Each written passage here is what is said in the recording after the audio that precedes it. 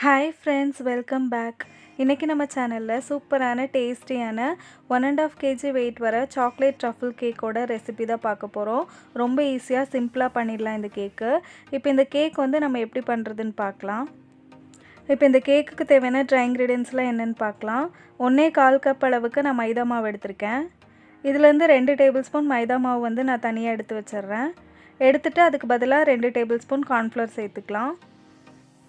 Cornflour சேர்க்கறதுனால cake நல்லா சாஃப்டாக இருக்கும், சீக்கிரமாக பேக் ஆகிடும். அதுக்காக நான் 2 டேபிள் ஸ்பூன் மைதாவை எடுத்துகிட்டு 2 டேபிள் ஸ்பூன் கார்ன்ஃப்ளவர் சேர்த்துக்கிறேன். இப்போ இதில் 1.5 teaspoon baking powder, 1/2 teaspoon baking soda சேர்த்துக்கிட்டேன்.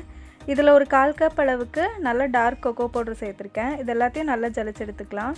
நான் இங்கே ஒரு 3 தடவை நல்லா ஜலிச்சு எடுத்ததுக்கப்புறம் நல்லா மிக்ஸ் பண்ணி விட்டுக்கிறேன். பேக்கிங் பவுடர், பேக்கிங் சோடாலாம் ஈக்குவலாக மிக்ஸ் ஆனால் தான் கேக் நல்லா பொங்கி வரும். இப்போ கேக்குக்கு தேவையான வெட் இன்க்ரீடியன்ஸ் என்னென்னு பார்க்கலாம். ஒரு ட்ரையான பவுலில் 6 முட்டை எடுத்திருக்கேன். இதில் 1 டீஸ்பூன் நான் வெண்ணிலா எசன்ஸ் சேர்த்துக்கிறேன். இது கூட ஒரு 1/2 டீஸ்பூன் அளவுக்கு நான் டைகரோட சாக்லேட் மிக்ஸ் சேர்த்துக்கிறேன். இது ஆப்ஷனல் தான். சேர்த்திங்கன்னா கேக் நல்லா டேஸ்டியாக இருக்கும். அதுக்காக நான் 1/2 டீஸ்பூன் அளவுக்கு சேர்த்துக்கிறேன். இது இல்லைன்னா கூட நீங்கள் ஸ்கிப் பண்ணிக்கலாம். ஒரு பிஞ்ச் உப்பு சேர்த்து இதை நல்லா பீட் பண்ண ஆரம்பிச்சிடலாம். நீங்கள் எடுத்துருக்க பவுலும் விஸ்க்கும் ட்ரையாக இருந்தால் தான் முட்டை நல்லா பொங்கி வரும். அதே மாதிரி முட்டை ரூம் டெம்பரேச்சரில் இருக்கணும். இப்போ இதில் நான் 1/2 கப் அளவுக்கு பொடி பண்ண சர்க்கரை சேர்த்து நல்லா பீட் பண்ணிக்கிறேன். நம்ம சேர்த்த சர்க்கரை நல்லா மெல்ட் ஆகி முட்டையோட கலரில் சேஞ்ச் ஆகி க்ரீமியாக வரணும். அது வரைக்கும் நல்லா ஹை ஸ்பீடில் பீட் பண்ணிக்கிறேன். இப்போ ஒரு 4லேருந்து 5 நிமிஷம் வரைக்கும் நல்லா பீட் பண்ணியாச்சு. முட்டை க்ரீமியாக வந்திருக்கு. இந்த டைமில் 1/4 கப் அளவுக்கு சன்ஃப்ளவர் ஆயில் சேர்த்துட்டு பீட்டரை லோ ஸ்பீடில் மாற்றிட்டு பீட் பண்ணிவிட்டு நான் பீட்டர் ஆஃப் பண்ணிடுறேன். இப்போ நம்ம எக் பேட்டர் ரெடி ஆகிடுச்சு. இந்த எக் பேட்டரில் நம்ம எடுத்து வச்சுருந்தோம்ல ட்ரை இன்க்ரீடியன்ஸ், அதெல்லாம் கொஞ்சம் கொஞ்சமாக சேர்த்து பொறுமையாக ஃபோல்ட் பண்ணி எடுத்துக்கலாம். இடையில ஒரு 1/2 கப் அளவுக்கு பால் எடுத்து வச்சுருக்கேன். அதையும் சேர்த்து பேட்டரை மிக்ஸ் பண்ணி எடுத்துக்கலாம். ட்ரை இன்க்ரீடியன்ஸ் சேர்க்கும்போது கொஞ்சம் கொஞ்சமாக மிக்ஸ் பண்ணி எடுத்துக்கலாம். ஓவராக கொட்டி மிக்ஸ் பண்ணோம்னா கேக் ரொம்ப ஹார்ட் ஆயிரும். அதே மாதிரி ஓவர் மிக்ஸ் பண்ணாலும் கேக் ஹார்ட் ஆயிரும். அதனால் பொறுமையாக ஃபோல்ட் பண்ணி எடுத்துக்கலாம்.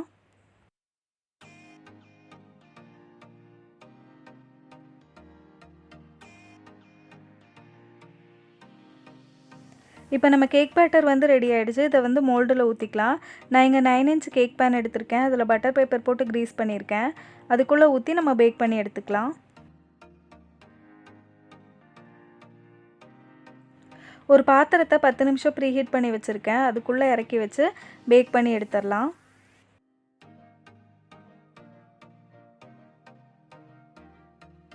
இப்போ ஒரு 40 நிமிஷத்துக்கு அப்புறம் கேக் சூப்பராக பேக் ஆகிருக்கு. 3 லேயராக கட் பண்ணி வச்சுருக்கேன். நல்லா சாஃப்டாக இருக்குது. ஒரு டார்க் சாக்லேட் கனாஷ் ரெடி பண்ணி வச்சுருக்கேன். இதை கேக்குக்குள்ளே ஃபில்லிங்காகவும் சேர்க்க போகிறோம். கேக்குக்கு மேலேயும் நம்ம ஊற்ற போகிறோம். இப்போ கேக்குக்கு தேவையான க்ரீம் ரெடி பண்ணி எடுத்துடலாம். நான் இங்கே 1.5 கப் அளவுக்கு விப்பிங் க்ரீம் எடுத்திருக்கேன். இதில் 2 டீஸ்பூன் நான் பவுடர் சுகர் சேர்த்துக்கிறேன். இப்போ இந்த க்ரீம் நல்லா ஸ்ட்ரிப் பீக்ஸாக வர வரைக்கும் பீட் பண்ணிக்கலாம். இந்த க்ரீமில் டார்க் சாக்லேட் கனாஷ் சேர்க்க போகிறோம். நம்ம ரெடி பண்ணி வச்சுருந்தோம்ல அந்த கனாஷில் கொஞ்சமாக இதில் சேர்த்துக்கிறேன். சேர்த்துட்டு இதை பீட் பண்ணிக்கலாம்.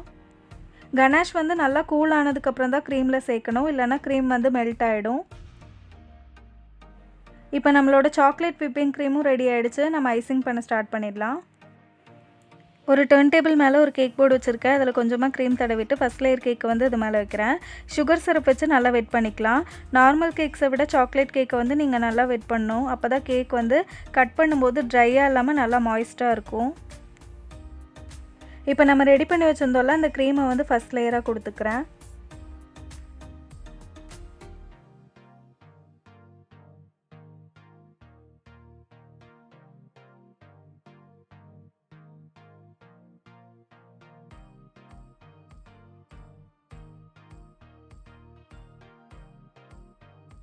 இதுக்குள்ளே ஃபில்லிங்காக நம்ம ரெடி பண்ணி வச்சுருந்தோம்ல சாக்லேட் கனாஷ், அதை சேர்த்துக்கலாம். உங்கள்கிட்ட சாக்கோ சிப் இருந்தால் அது கூட நீங்கள் சேர்த்துக்கலாம். கேக் நல்லா டேஸ்டியாக இருக்கும். இப்போ செகண்ட் லேயர் கேக்கை வச்சு அதையும் சுகர் சிரப் வச்சு வெட் பண்ணதுக்கப்புறம் க்ரீம் கொடுத்துக்கிறேன். உள்ள ஃபில்லிங்காக சாக்லேட் கனாஷ் சேர்த்துக்கிறேன். இதே மாதிரி நம்ம 3 லேயரையும் ரெடி பண்ணி எடுத்துக்கலாம். 3 லேயர்ஸையும் ரெடி பண்ணி எடுத்ததுக்கப்புறம் கேக்கை க்ரம் கோட் பண்ணி 10 நிமிஷம் ஃப்ரிட்ஜில் வச்சு எடுத்துக்கலாம். அதுக்கப்புறம் ஃபைனல் கோட்டிங் கொடுத்துக்கலாம். இப்போ கேக்குக்கு ஃபைனல் கோட்டிங்லாம் கொடுத்தாச்சு. ஃப்ரிட்ஜில் வச்சு நல்லா செட் பண்ணி எடுத்தாச்சு. செட் பண்ணி எடுத்ததுக்கப்புறம் நம்ம ரெடி பண்ணி வச்சுருந்தோம்ல அந்த கனாஷை வந்து கேக்குக்கு மேலே ஊற்றிக்கலாம். கேக் வந்து நல்லா கூலிங்காக இருக்கணும். நம்ம ஊற்றுற கனாஷ் வந்து லைட்டாக வார்மாக இருக்கணும். அப்போ தான் கேக்குக்கு மேலே ஊற்றும்போது நல்லா ஸ்ப்ரெட் பண்ண முடியும். அப்படி கனாஷ் வந்து கொஞ்சம் திக்காக இருந்துச்சுன்னா திரும்பவும் நம்ம வந்து டபுள் பாயிலிங் மெத்தடில் லைட்டாக ஹீட் பண்ணி எடுத்துக்கலாம்.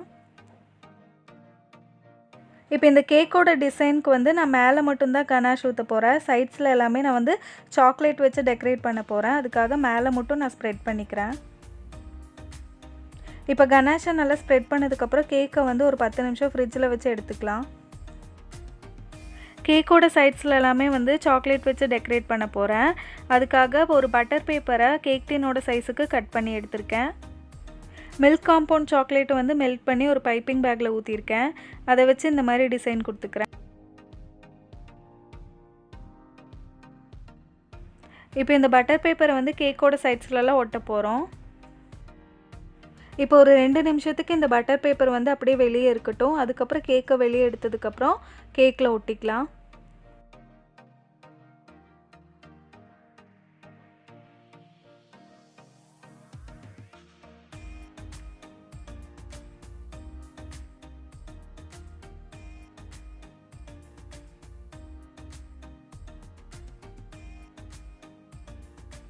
இப்போ அதே மில்க் காம்பவுண்ட் வச்சு கேக்குக்கு மேலே வந்து ஒரு டிசைன் மாதிரி கொடுத்துக்கிறேன். இப்போ திரும்பவும் கேக்கை வந்து ஒரு 10 நிமிஷம் ஃப்ரிட்ஜில் வச்சு வெளியே எடுத்துக்கலாம். கேக்கை வந்து வெளியே எடுத்தாச்சு. இப்போ அந்த பட்டர் பேப்பரை வந்து மெதுவாக ரிமூவ் பண்ணி எடுத்துக்கலாம்.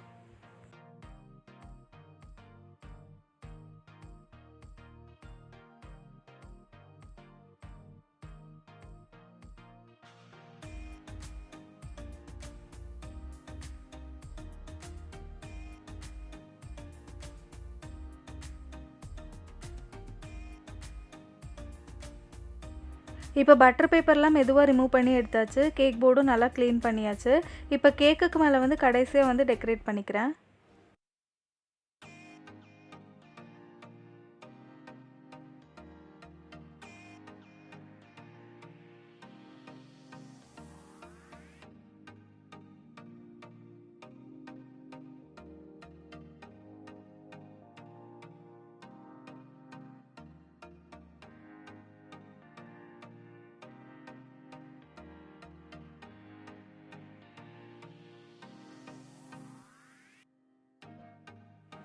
இப்போ கொஞ்சமாக சாக்லேட்ஸை வந்து கேக்குக்கு மேலே வச்சுருக்கேன்.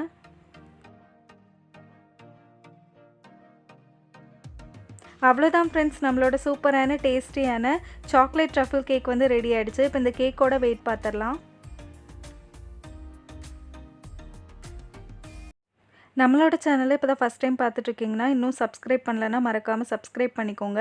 அப்படியே பக்கத்தில் இருக்க பெல் ஐக்கானை ப்ரெஸ் பண்ணிக்கோங்க. அடுத்து இன்னொரு சூப்பரான கேக் வீடியோவில் பார்க்குறேன்.